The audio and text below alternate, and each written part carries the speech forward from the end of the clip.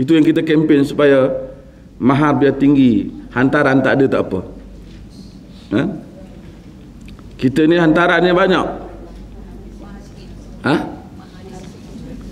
Maharnya sikit. Ha? Berapa kemarin?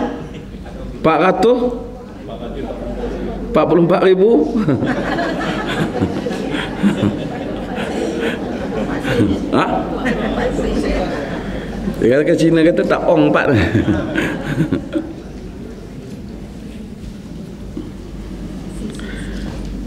Itu hantaran hantaran ni masyarakat Melayu lah.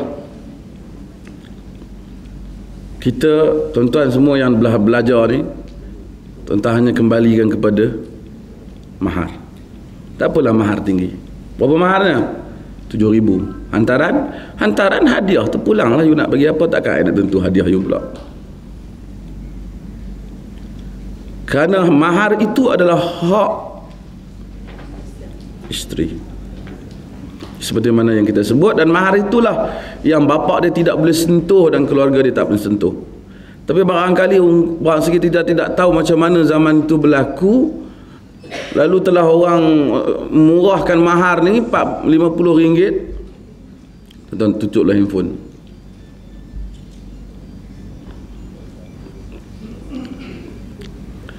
Orang telah murahkan harga mahar ni, lalu hantaran dia tinggi, bapa ambil hantaran itulah untuk beli lembu dan kerbau untuk buat kenduri.